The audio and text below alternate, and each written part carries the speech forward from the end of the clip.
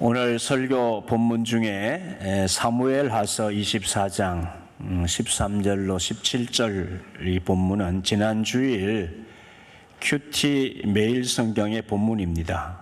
종교개혁 주일과 추수감사절 준비를 위한 말씀에 맞추어서 본문을 채택했기에 이 본문으로 설교를 해야 할 시간이었지만 한 주간 뒤로 미루어서 오늘 전하게 되었습니다. 박대원 목사님께서 지난 저녁 예배 시간에 본 본문으로 말씀을 전하기도 했습니다. 지난 주일 낮 예배 말씀에서 하버드대 로스쿨 교수였으며 2017년도에 노벨 경제학상을 받은 리처드 탈러가 쓴 넛지라는 책에서 나온 말을 전했습니다. 넛지라는 말의 영어 뜻은 팔로 툭 쳐서 옆구리를 찌른다라고 하는 말이라고 했죠. 이 말을 행동경제학의 한 이론으로 설명한 내용이었습니다. 우리 사람은 현상 그대로, 현재 그대로 있기를 원하고 변화나 새로운 것을 잘 받아들이려고 하지 않는 그런 성향을 가지고 있기 때문에 뭔가 사람이 움직이려면은 특별한 옵션이 있어야 한다는 것이었습니다. 그래서 그것을 일컬어 툭 옆구리를 쳐서 찔러야 움직인다. 그런 내용으로 설명을 했습니다. 리처드 탈러가 이런 인간의 성향을 간파하여 경제학적으로 설명한 것은 지혜입니다. 그러니까 이미 하나님께서 우리 인간의 이런 성향을 먼저 아셨습니다. 그래서 우리 인간은 하나님의 은혜도 금방 잊어버리고 새로운 은혜를 찾고 그 은혜를 경험하고자 하는 그런 자세와 마음도 시들해지기 쉽다는 것입니다. 영적으로 성장하고자 하는 것도 싫어하는 경향이 짙고 그냥 그 자리에 머물고 싶어하는 나태와 게으름이 더 편안하게 느껴질 수 있다는 것입니다. 그러기에 하나님께서 우리에게 감사절을 지키라고 한 이유는 우리의 옆구리를 쳐서 일깨우는 것입니다. 하나님의 은혜를 찾아라는 것이다. 무엇이 너에게 은혜인지를 알라는 것이다. 매해마다 2번씩이나 감사절을 지키라고 한 이유는 은혜를 쉽게 잊어버리기 때문에 하나님의 징계도 쉽게 잊어버리기 때문에 옆구리를 찔러서 하나님이 이 감사절을 지키라 하면서 우리를 일깨우시는 거예요. 명령의 명령, 이 감사절을 지키라고 하는 것은 오늘 신명기서의 본문을 통하여 추수감사절, 수장절이라고 하죠. 추수감사절을 지키라고 하시면서 하나님은 이 절기를 잘 지키면서 감사하는 자들에게는 약속의 보증을 하셨습니다. 다시 한번 말씀드립니다. 이 절기를 잘 지키면서 감사하는 자들에게는 조건이 있어요. 감사하는 자들에게는 약속의 보증을 하셨다고요. 하나님의 옵션이 제시됩니다. 왜냐하면 잘 안 지키니까 사람들이 잘 번거로워하니까 하나님이 옵션을 딱 던지셔요. 뭐라고 하셨어요? 15절에 내 하나님 여호와께서 택하신 곳에서 너는 이래 동안 내 하나님 여호와 앞에서 절기를 지키고 내 하나님 여호와께서 내 모든 소출과 내 손으로 행한 모든 일에 복 주실 것이니 내 모든 소출과 내 손으로 행하는 모든 일에 복 주실 것이니 너는 온전히 즐거워할지니라. 절기를 지키는 것도 별로 즐거워하지 않아. 왜 안 즐거워하겠어요? 절기를 지키라는데 감사 절기를 지켜놨는데 별로 안 즐거워해. 안 즐거워할 이유가 없는데도 안 즐거워해. 왜냐하면 절기 때는 빈손으로 오면 안 되니까 빈손 들고 오지 말라고 하셨잖아요. 빈손 들고 하지 않으니까 내가 준비를 해서 드려야 돼. 그것도 드리는 것도 어떻게 드리라고 했어요? 오늘 본문에 어떻게 드리라고 하냐면 너 받은 힘대로 드려. 힘대로 받은 대로, 네가 받은 복을 받은 대로 힘을 다하여 하라고 그러니, 그냥 힘을 다하여 감사절에 하나님께 드릴 예물을 준비하려니까 괜히 시큰둥이 드는 거야. 안 즐거워. 그런데 하나님께서는 그걸 아시고 네가 이 절기를 즐거움으로 지켜라. 즐거워하면서 지켜라. 이 절기를 잘 지키면 내가 너에게 내 소출과 내 손으로 행한 모든 일에 복을 주겠다. 이렇게 약속을 하신 거예요. 아멘 있습니까? 하도 우리가 어떤 성향을 가지고 사는지 잘 아시는 하나님께서 우리에게 복 주시려고 옆구리를 찔러서 가지고 감사를 가르치시는 거예요. 감사를. 옆구리 찔러서 감사 가르치시는 거예요. 우리는 우리의 소득과 우리 손으로 하는 일에 하나님의 도우심의 은총을 필요로 합니다. 내 힘과 재주와 방법으로 사는 길도 있습니다. 그러나 하나님께서 우리에게 복을 주셔서 우리가 얻는 소득과 하는 일이 잘 되는 것은 양도 다를 수 있고, 특별히 그 복의 내용이, 질이 세상의 방법, 내 방법으로 얻는 것과는 엄청 많이 다릅니다. 우리의 신앙과 삶의 형태가 하나님보다 물질 지향과 물질 중심이 되면 안 됩니다. 하지만 우리는 이 세상에서 생활을 하기에 적합한 주거 환경과 생활의 필요를 위해서 일해야 하고, 이 모든 일에 하나님의 도우심의 은혜를 입어야 하고, 또 우리가 하나님의 도우심을 구해야 합니다. 하나님께서 우리에게 필요한 것을 채워주시도록 기도하고 간구해야 합니다. 우리는 이 생활의 필요를 위해서 생의 대부분을 일하면서 살지 않습니까? 아침에 일어나서 직장 나가고 일하는 것은 실제로 우리의 주거 생활을 위해서 내가 살아야 되니까 내 육체의 삶을 위해서 대부분의 삶을 그렇게 돈 버는 데 쓰지 않아요. 하나님이 은혜 주셔야 됩니다. 하나님이 우리의 일터와 내 삶의 자리에 하나님이 복을 주셔야 사는 거예요. 여러분, 이 세상 사는 사람들이 자기 방법으로 자기 재주만 가지고 사는데, 그거 가지고 사는 법도 있어요. 그것도 그 속에 하나님의 은혜가 포함되어 있지만, 하나님의 은혜의 내용을 모르고 사람들은 그것을 가지고 사는데, 그거 가지고 소득도 얻을 수 있고, 하나님 안 믿어도 하나님께 기도하지 않아도 얼마만큼 살아가는 방법이 있어요. 그런데 그 내용과 질이 다르다고요. 그 하나님께서 주시고 하나님께서 우리에게 허락하신 것으로 사는 그 하나님으로부터 받는 것과 그냥 내 재주로 살면서 얻는 것과 질이 다르다니까요. 내용이 달라요.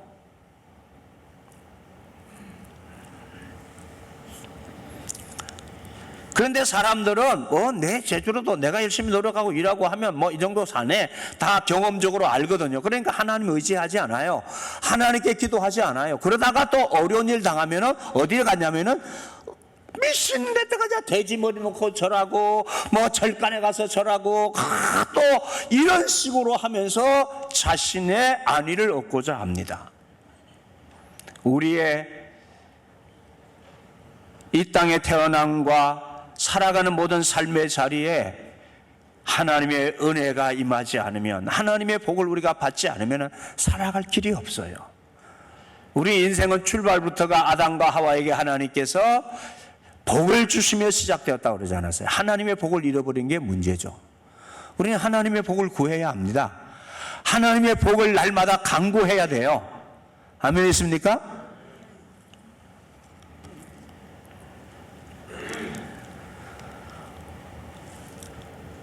아직도 코로나19 전염병은 그 기세가 끊기지 않았습니다. 코로나가 처음 발생해서 온 세계와 나라가 전 방위적 방역 체계로 들어가기까지만 해도 3년 6개월이 지난 올해 추수감사절까지 이 전염병이 계속되리라고는 그 누구도 생각하지 못했습니다. 코로나 첫 해에는 한 해의 결실을 하나님께 올려 감사드리는 날에 성전에 모여 감사 예배를 드리지 못한 것은 엄청난 충격이었습니다. 감사절 음식을 함께 나누지도 못했습니다. 지난해까지도 감사절 음식 못 나누었잖아요. 올해는 기쁨으로 먹을 수 있는 것이 얼마나 감사한지 모르겠어요. 예? 오늘 추수감사절 공동식사 한 분도 빠짐없이 다 하시고 가시기 바랍니다. 예? 이게 먹는 게 보통 복이 아니에요. 먹는 게 보통 은혜가 아니라니까요. 추수감사절 2해 지나가면서 우리는 코로나 때문에 같이 공동식사도 못했어요. 그런데 올해는 할 수 있게 됐으니까 많이 먹읍시다. 예? 배불리 매일 먹고 얼마나 감사한 일이야 이게. 네?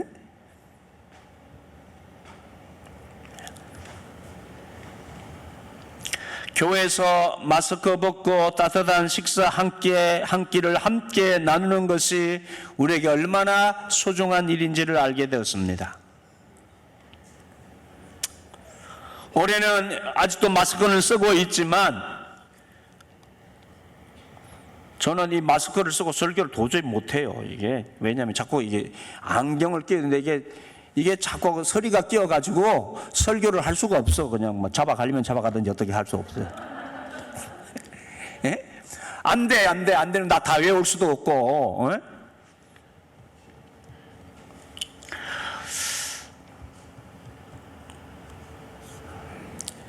여러분, 전염병은 성경에 있는 바와 같이 하나님께서 인간을 향해 내리시는 징벌적 경고의 성격을 띈 것입니다. 우리는 이런 경험을 하고 3년째 코로나 전염병 아래서 이제 올해의 감사절을 맞이하면서 이전과는 전혀 다른 감사를 드려야 함을 깨닫게 됩니다. 우리 인간은 징계도 은혜도 쉽게 잊어버린다고 했죠? 참 그런 인생들입니다. 징계도 여러분 잘 기억하시고 새겨야 됩니다. 좋은 일도 은혜도 잘 기억하고 새겨야 합니다. 곡식이 물어있고 풍성하고 잘 되는 것에 대한 감사만을 드릴 것이 아닙니다. 시편 116편이 말씀하는 것처럼 사망의 줄이 나를 두르고 소울의 고통이 내게 이르므로 내가 환난과 슬픔을 만났을 때, 소울이라는 것은 지옥 같은 것을 말합니다. 지옥 같은 고통이 내게 이르므로, 사망의 줄이 나를 두르고 지옥 같은 고통이 내게 이르므로 내가 환난과 슬픔을 만났을 때에, 여러분 누가 어디서 어떻게 걸리는지 알 수 없는 코로나 속에 사망의 줄과 수월 곧 지옥의 고통이 우리를 환난으로 몰아넣었음을 잊어서는 안 됩니다.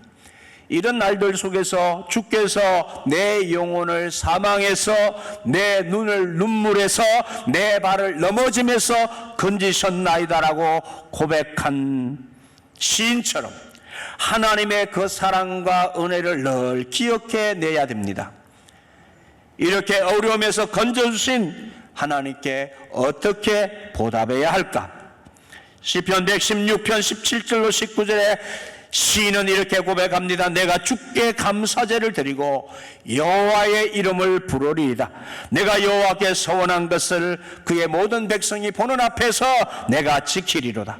예루살렘아, 내 한가운데서 곧 여호와의 성전 뜰에서 지키리이다. 어려움 중에서도 내가 하나님 앞에 나가서 감사제를 드리겠습니다.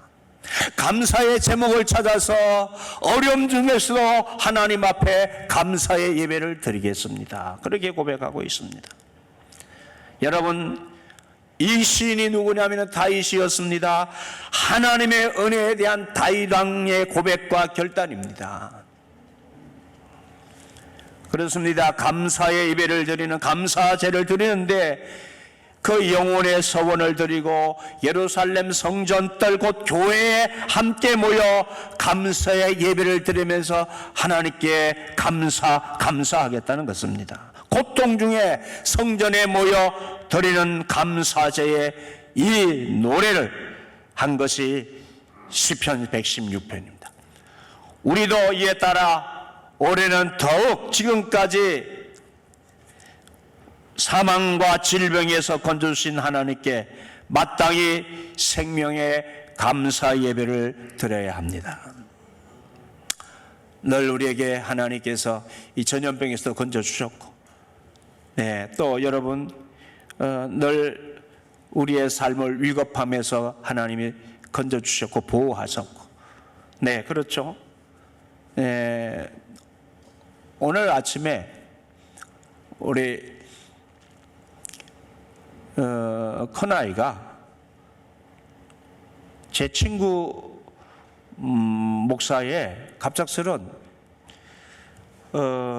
큰 이 신곤경색이 와가지고 막 119 불러가지고 실려가가지고 죽을 뻔하다가 스탠드 바로 막 이어가지고 기적적으로 살았는데 지금 중환자실에 있다. 여러분, 우리가 한순간 한순간 사는 것이 기적입니다. 그래서 내가 이렇게 살아있는 것이 기적인 거예요. 멀쩡하던 친구가 가서 그렇게 됐는데, 하여튼 우리 하나님 앞에서 하루하루 이렇게 이 땅에서 건강하게 목숨 부지하고 사는 것에 대해서 늘 감사해야 돼. 늘 감사해야 돼. 우리 2주 전까지만 해도 우리 지체 중에 병원에 중환자에 들어갔다가 이거 또 어떡하나, 이거 또 큰일 당하면 어떡하나, 그런 또 위급한 상황이 있었는데 이렇게 잘 치료받고 또 나왔잖아요.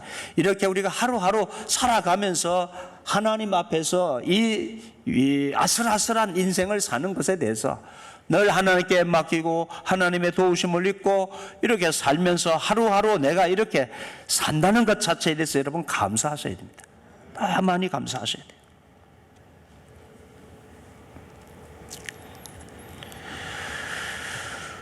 지난날 우리는 우리의 신앙생활이 큰 잘못이 없는 것 같은데 왜 이런 고난을 받아야 하는가, 왜 이런 힘든 생활에서 벗어나질 않는 것인가 하는 그런 마음의 불만이 있을 수 있습니다. 다윗 왕도 그런 의문을 품었거든요. 사무엘하서 오늘 본문에서 다윗 왕이 인구조사를 했는데 하나님께서 그것을 이유로 이스라엘에 전염병을 내리셨습니다. 이상한 일이에요. 다윗은 이 일이 좀 억울할 수 있을 거예요. 아니, 인구조사했다고 하나님 이렇게 크게 노하셔서 이렇게 전염병의 징벌을 내리시나. 그런데 여러분, 이 문제의 근본은 사단이 다윗을 충동한 것이었다고 역대상 21장에서 이를 밝혀주고 있어요. 즉 다윗이 사단에게 마음을 내어주어서 하나님께서 허락하시지 않은 일을 스스로의 어떤 생각을 가지고 이 일을 하게 되었던 것이거든요. 무슨 마음으로, 무슨 생각으로 인구조사를 했냐면 다윗의 마음속에는 국가 세력 확장을 위하여 전쟁을 벌이고 싶은 야심이 있었던 겁니다. 사탄은 이때를 놓치지 않고 충동질을 해서 빨리 군대에 나갈 그런 인력을 조사하고 확보하라고 재촉했습니다. 그래서 9개월 20일 동안 조사해서 130만 명이나 되는 숫자를 끌어내느라고 막대한 인력과 경제력의 소모가 일어났고 온 나라는 전쟁의 불안에 휩싸였습니다. 이 범죄로 인해서 이스라엘 전체에 하나님의 징벌이 내려졌습니다. 여러분, 전쟁을 함부로 하면 안 되죠. 하나님이 허락하심이 없이 전쟁을 하면은요, 얼마나 수많은 사람들의 목숨이 희생을 당해야 됩니까? 자국뿐만 아니라 상대방 나라에 얼마나 많은 생명들이 죽어야 되냐 말이에요. 이게 130만 명이라는 전쟁 일으킬 인력을 확보했다는 것은 어마어마한 살생을 하려고 한 생각을 다윗이 가졌다는 거예요.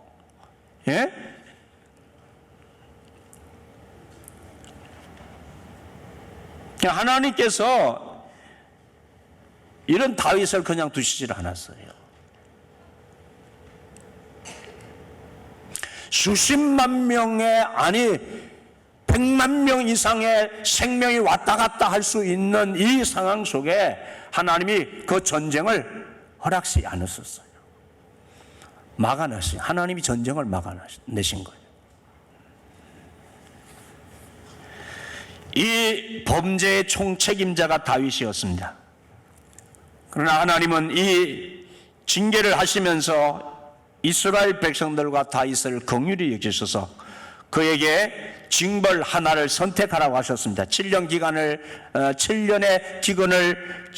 기근의 징벌을 받을 거냐, 3개월의 전쟁의 징벌을 받을 거냐, 3일 전염병의 징벌을 받을 거냐 택하라고 했습니다. 다윗은 회개하면서 그 중에서 사람의 직접적인 손이 아니라 하나님의 직접적인 손에 의해서 징벌을 받는 것이 낫겠다 싶어서 3일 전염병을 택했는데 그 전염병으로 7만 명이 죽었단 말이에요.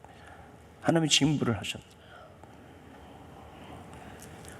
무서운 징벌이었습니다. 다윗 왕은 하나님께 아뢰기를 내가 악을 행하였지 이 백성 곧 양무리는 죄가 없습니다 하나님 하면서 주님의 손으로 나와 내 집을 치십시오. 나와 내 집을 치시되 이 백성들을 좀 징벌해서 전염병에서 살려달라고 기도를 했어요.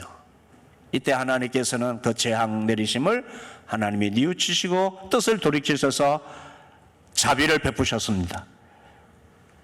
그 내용이 사무엘 24장 16절입니다. 천사가 예루살렘을 향하여 그의 손을 들어 멸하려 하더니 여호와께서 이 재앙 내리심을 뉘우치사 백성을 멸하는 천사에게 이르시되 됐다 족하다 이제는 내 손을 거두라 하시니 여호와의 사자가 여부수 사람 아라우나의 타작마당 곁에 섰는지라. 재앙이 멈춘 곳이 아라우나의 타작마당이었다고 했습니다. 이 아라우나의 타작마당이 굉장히 중요합니다. 무엇을 말해주고 있는 것이냐면요, 이 타작마당은 곡식의 나다를 털어내는 탈곡 장소입니다. 그래서 타작마당인 거예요. 이 넓은 마당의 주인은 아라우나라는 사람이고 이곳이 바로 첫 성전이 세워진 자리인데 다윗이 거기에 제단을 쌓으려고 땅을 매입했습니다. 아라우나는 그것을 왕께 바치겠다고 했지만 다윗 왕은 아니다, 값을 내지 않고는 하나님께 번제 드릴 수 있는 것이 안 된다, 나중에 그 땅 주인 노릇하려고 하면 안 되니까 하나님의 성전 지을 땅은 반드시 값을 주고 사야 한다면서 다윗이 값을 주고 그 땅을 사요.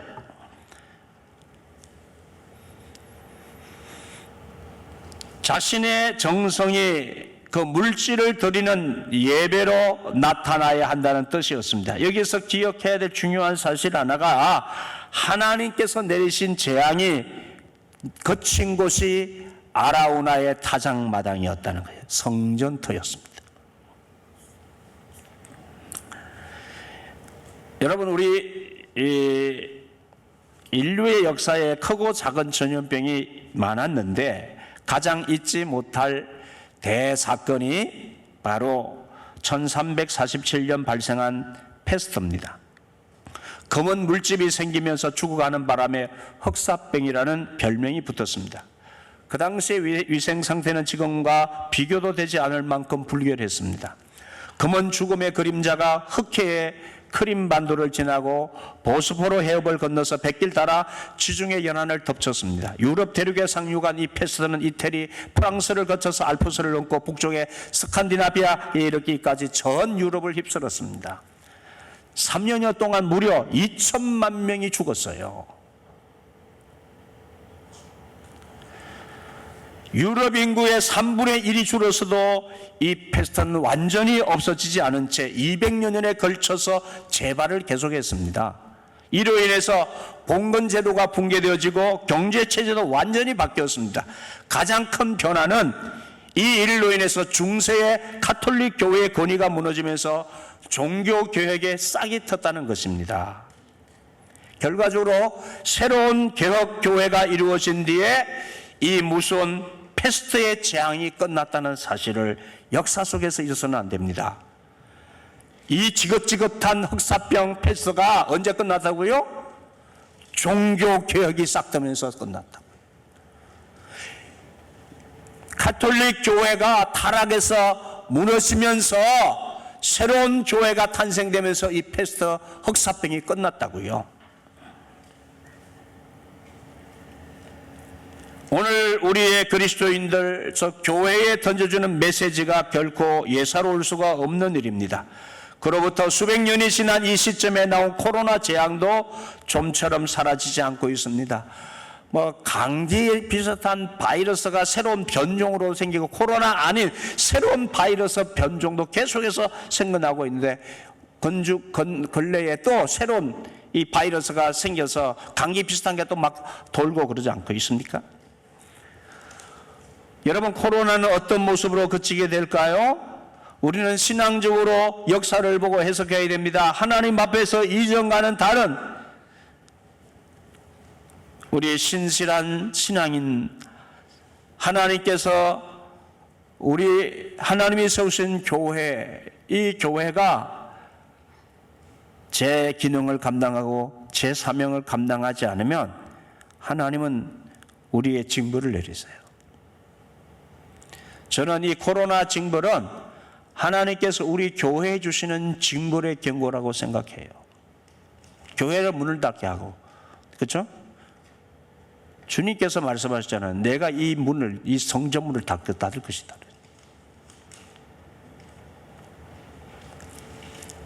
주님께서 교회가 재구시를 못하면 내가 너희들이 성전 들밟는 거 내가 지긋지긋하다.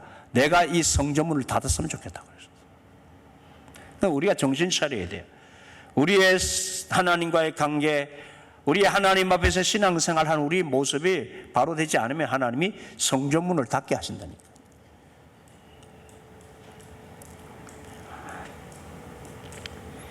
그러므로 우리가 정신 차리고 다시 우리의 삶이 하나님과의 관계에서 뭐가 잘못되었는지, 어디가 잘못되었는지 바로 보고 돌아서야 됩니다.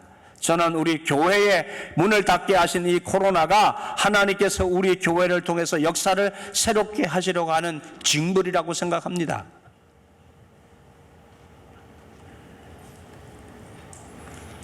그래서 우리가 하나님 앞에서 이전과는 다른 신실한 신앙의 자녀들로 우리를 연단시킨 후에 우리가 새롭게 각성하고 새로운 출발을 하게 되어지면은 이 전염병이 그치게 되어질 것으로 생각합니다. 그동안 형식적으로 교회 나오던 사람들, 세속화되어진 현대 교회들, 하나님의 뜻을 거스리고 사는 자녀들, 그리고 교회 지도자들 모두 주님 앞에 엎드려서 다시 우리의 삶을 돌아보고 하나님 앞에 철저하게 돌이키는 회개를 해야 됩니다. 그럴 때에 하나님께서 우리에게 자비를 베풀어 주실 것입니다. 이런 상황 가운데 올해 추수감사주일을 맞았습니다. 새 생명을 드리는 마음으로 주님께 나아가십시다. 이런 환난 속에서도 알고 거두게 하신 하나님의 은혜에 진심으로 감사드려야 합니다. 이 전염병과 수많은 질병 속에서 건강을 지켜주시고 사업을 유지하게 하시며 내 믿음과 교회를 지켜주신 하나님께 생명의 감사를 올리십시다. 때로 힘들고 재난과 환난을 만났지만 깨닫게 하시고, 징벌을 받지만 깨닫게 하시고, 새롭게 하시고, 연단을 통하여 더욱 정금답게 나오도록 새 길을 준비하시는 주님을 바라보면서 더욱 감사하십시다.